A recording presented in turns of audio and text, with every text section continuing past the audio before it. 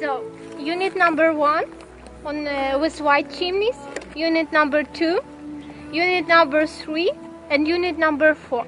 Before the accident, unit number 3 and unit number 4 was the same. But because of that unit number 4 was totally destroyed by the explosion, now even with sarcophagus it looks a little bit less. And unit number 5 and 6 under construction.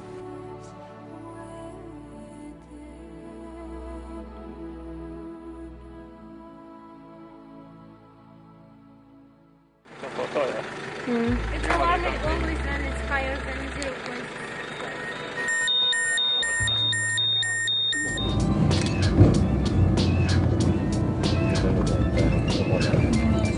0.